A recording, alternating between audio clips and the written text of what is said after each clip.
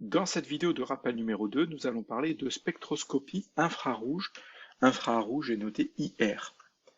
Donc, les ondes électromagnétiques, dans le domaine de l'infrarouge, possèdent des énergies que les molécules peuvent absorber, ce qui va faire vibrer les liaisons des molécules. Donc ça, c'est important. Ça veut dire que, finalement, les énergies correspondant aux ondes électromagnétiques de l'infrarouge euh, vont être absorbées par les molécules parce que ça correspond à des énergies de vibration des liaisons. Et chaque liaison va vibrer différemment. Qu'une liaison avec entre un oxygène et un hydrogène ne va pas vibrer de la même façon qu'une liaison entre un carbone et un hydrogène. Ce qui va nous permettre en fait d'identifier les liaisons entre les différentes liaisons entre les atomes, et donc d'identifier finalement les atomes et donc la molécule. Donc c'est ce que je vous dis ici. Une liaison liant un atome de carbone à un atome d'hydrogène n'absorbera pas les mêmes ondes électromagnétiques qu'une liaison entre un atome de carbone et un atome d'oxygène. Il est ainsi possible d'identifier des liaisons présentes dans une molécule.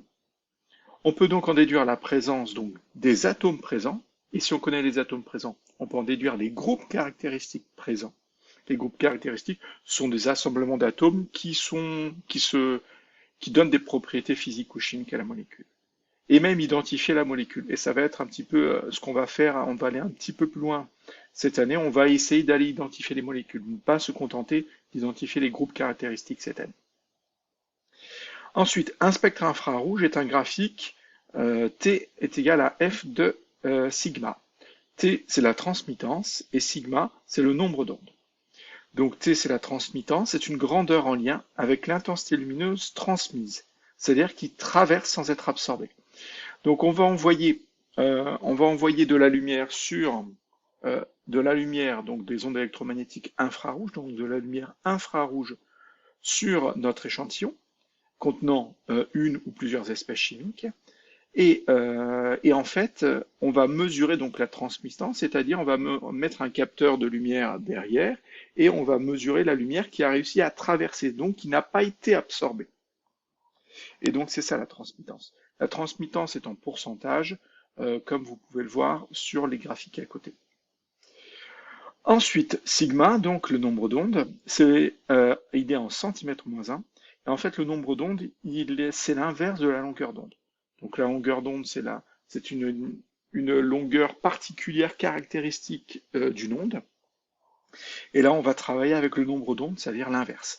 Voilà pourquoi au lieu d'avoir des mètres ou des centimètres comme la longueur d'onde, vu que c'est 1 divisé par la longueur d'onde, on a des centimètres moins 1.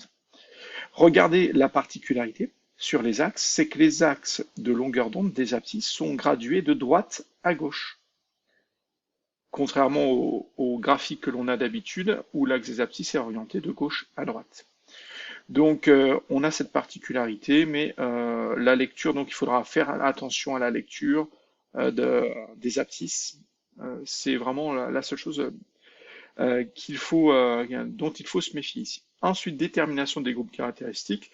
Donc vous avez ici quelques exemples. Ils ne sont pas tous présents. Il existe des tables, et ça c'est très important, des tables pour lesquelles on vous dit on va vous donner donc le nombre d'ondes, la largeur de la bande et l'intensité de l'absorption qui va se faire pour un type de liaison. Donc là, pour une liaison OH, entre un atome d'oxygène et un atome d'hydrogène, et pas n'importe lequel, d'un groupe hydroxyle.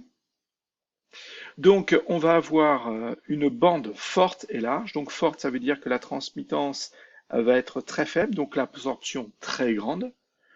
Donc on va à une bande qui est forte, donc qui descend très bas. Elle est large parce que, contraire de fine, celle-ci, elle est fine, celle-ci, elle est large. Et elle sera entre 3200 et 3400 cm-1 pour un nombre d'ondes entre 3200 et 3400. Donc le but est de savoir utiliser ces informations. Il ne faut pas les retenir, il faut savoir aller les chercher. Donc là, une double liaison carbone-oxygène aura une bande forte et fine entre 1330 et 1650 cm-1 pour un nombre d'ondes de ces valeurs, et ainsi de suite. Si maintenant on va un tout petit peu plus loin, on va aller sur des exemples. en fait. Donc là, vous avez de façon un peu plus complète une petite table des bandes caractéristiques. Donc le but est de reconnaître, j'insiste bien, le but est de reconnaître des liaisons. On a tendance, vous aurez tendance à dire qu'on reconnaît des atomes. Non. Le but, c'est la liaison qui va vibrer parce qu'elle a absorbé une certaine onde électromagnétique dans l'infrarouge avec un certain nombre d'ondes. Donc avec une certaine longueur d'onde, donc avec une certaine énergie. Et c'est comme ça qu'on reconnaît la liaison.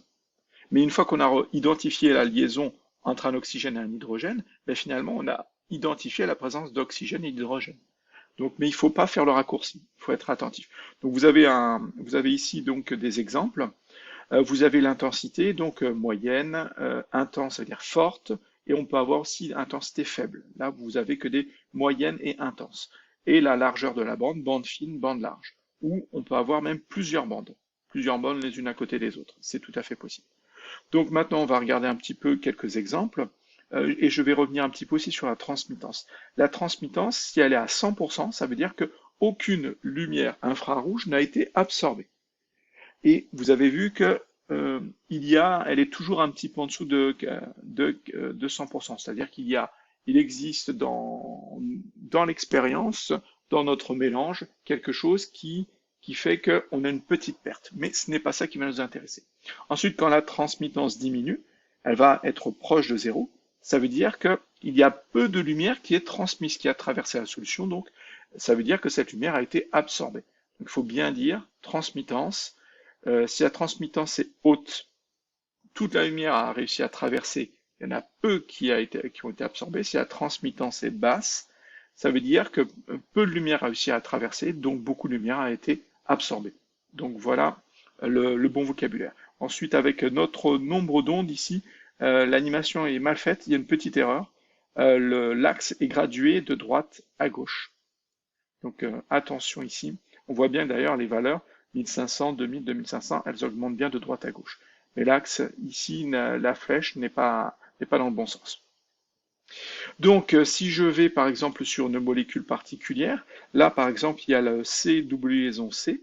Le CW liaison C, qui est la caractéristique d'un alcène, a une bande d'absorption moyenne pour des nombres d'ondes entre 1620 et 1690. Donc le 1620 va être ici. On a une longueur d'onde moyenne, donc une intensité moyenne, c'est-à-dire on descend environ vers la moitié. Donc ça va être une intensité moyenne, ça va être une intensité forte. Ça va être une intensité moyenne à forte. Ça, c'est une bande large, ça, c'est une bande fine. Donc voilà à peu près comment on reconnaît. D'autres exemples. Ici, la fonction hydroxyle qui est assez facile à repérer parce qu'on a ce que je vais appeler pendant les cours la grosse patate, c'est-à-dire une bande extrêmement large autour de 3000 à 3200, entre 3200 et 3400. Voilà, donc elle est ici. Donc là, elle est même plus haute. Non, excusez-moi, c'est entre 3200 et 3600. Ici, elle est intense, une bande large. Donc ça, c'est la liaison OH qui est repérée par cette grosse patate ici. Donc cette bande, pour être précis. Et elle est souvent accompagnée de ce petit pic aussi, qui en fait correspond au OH qui est libre. Alors quelle est la différence entre lié et libre? Vous pouvez avoir ça. Lié, ça veut dire qu'en fait cette fonction OH va participer à des liaisons hydrogènes, et libre, ça veut dire qu'elle ne participe pas à des liaisons hydrogènes. Voilà pourquoi on retrouve un peu généralement les deux, parce que la majorité vont participer à des liaisons hydrogènes, et il y en a une petite partie qui ne vont pas participer. Et si jamais vous étudiez un alcool sous forme gazeuse, eh ben, les liaisons hydrogènes n'existeront pas, du coup il n'y aura que cette bande-là. Cette bande ici d'absorption et la grosse patate aura disparu. Donc voilà comment on étudie un spectre infrarouge.